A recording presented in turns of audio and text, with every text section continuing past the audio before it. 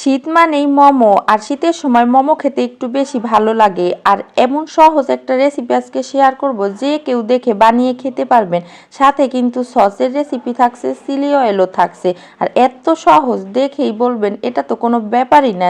যখন দেখবেন তখনই বানিয়ে খেতে পারবেন। হ্যালো এভরিওয়ান অ্যান্ড আসসালামু আলাইকুম। নতুন ভিডিওতে স্বাগত। মোমো বানানোর জন্য লাগবে চিকেন। ফ্রিজ খুঁজে একটু চিকেন পেয়েছি, তাই নিয়েছি। এখন এটা কিমা করার জন্য ব্লেন্ডারে দিয়ে সহজেই কিমা করে নিব। চাইলে কিন্তু এটা হাত দিয়েও করতে পারেন, তবে এত কষ্ট করার কি দরকার, তাই আমি ব্লেন্ডার দিয়ে করে নিলাম। দিয়ে দিলাম গাজর কুচি, পেঁয়াজ কুচি আর মরিচ কুচি, স্বাদ মতো লবণ আর গোলমরিচের গুঁড়া। দিয়ে দিলাম একটুখানি সয়া সস আর গরম তেল দিয়ে দিলাম 2 টেবিল চামচ। এখন ভালো করে মিক্স করে নিতে হবে। এই মোমোটা আবদার করেছিল আমার বোন জামাই খেতে। যখন বাহিরে খেতে যেতে চেয়েছিল, তখন আমি বললাম কি দরকার বাহিরে যাওয়ার, নাকে তেল দিয়ে ঘুমিয়ে যাওয়া, সকালবেলা উঠেই গরম গরম মোমো খাও। যাই হোক, আদা রসুন দিতে ভুলে গিয়েছিলাম, তাই একটু আদা রসুন দিয়ে ওটাকে রেস্টে রেখে দিলাম। এরপরে 1 কাপ ময়দা দিয়েছি স্বাদ মতো লবণ আর একটা ডিম। এরপর পানি দিয়ে খুব ভালো করে মথে নিতে হবে, যাতে সফট একটা ডো তৈরি হয়ে যায়। সফট ডো তৈরি করে নিলে কিন্তু দেখবেন রুটি বানাতে খুব সহজ হয়। সকাল সকাল আমি এতগুলো একা একা করব, তাই আমার মাও ছিল সাথে।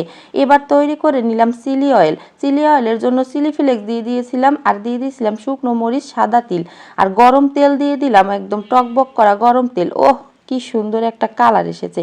নেড়ে চেড়ে এটাকে রেখে দিব এক সাইডে। পরে আবার তৈরি করে নিব সস। এবার এদিকে দেখি আমার মা গোল আকারের একটা রুটি বানিয়ে রেখেছে। সহজ বুদ্ধি করে আমি আবার একটা স্টিলের গ্লাস দিয়ে ছোট ছোট মোমোর রুটি বানিয়ে নিলাম। এরকম রুটি বানিয়ে নিলে কিন্তু সহজেই মোমো বানানো হয়ে যায়, আর তত বেশি ঝামেলাও নাই। এবার রুটিগুলোর মধ্যে আমি এখন চিকেন পুর দিয়ে দিব। 1 চামচ চিকেন পুর দেব, আর সহজেই কিন্তু এই মোমোর ভাজটা শিখে নিতে পারবেন। আসলে এই মোমোর ভাজ দেখানো বা বোঝানোর কিছুই নেই, চোখের পাওয়ার দিয়েই দেখে নিতে হবে যে কিভাবে আমি এই ভাজটা দিয়েছি। আর এত সহজ ভাজ, এটা মনে হয় যে কেউ পারবে। আমি কিন্তু বোঝানোর জন্য আরও একটা ভাজ দিয়ে নিচ্ছি। আর এই মোমোগুলো খেতে কিন্তু বেশ মজাই হয়। আর সহজেই আমি ভাজ দিয়ে সবগুলো মোমো কিন্তু অলরেডি বানানো কমপ্লিট। মা রুটি বেলে দিয়েছিল, আর আমি শুধু ঝটপট করে মোমোগুলো বানিয়ে নিয়েছিলাম। সকালের নাস্তা খাবো বলে কথা। এরপরে একটা রাইস কুকারের স্টিনার নিয়ে নিলাম, আর তেল ব্রাশ করে নিলাম, যাতে মোমোগুলো ওখানে আটকে না থাকে। এরপরে চারদিকে ফুলাকারে সাজিয়ে নিলাম মোমোগুলোকে। এগুলোকে এখন ভাপ দেবো। রাইস কুকারে কিন্তু আগেই পানি বসিয়ে গরম করে নিয়েছিলাম।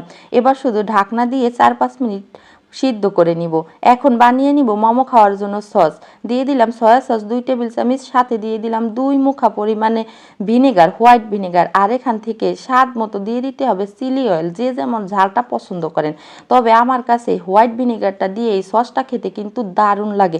এদিকে আমার মোমোগুলো সিদ্ধ হয়ে গিয়েছে। বোন জামাইকে বললাম, আরে ওঠো, গরম গরম মোমো খাও, কি যে মজা হবে, তুমি তো দেখবা ও রেস্টুরেন্টের স্বাদকেও ফেল করে দেবা আমার হাতের মোমো খেয়ে। তারপরে বোন জামাইয়ের আগে আমি টেস্ট করে নিলাম। বোন জামাই উঠতে উঠতে আমি তো 1 প্লেট সাবার করে দিয়েছি। এরপর বোন জামাই খেলো। অসাধারণ হয়েছিল রেসিপিটা। ভালো লাগলে লাইক, কমেন্ট, শেয়ার করে পাশে থাকবেন।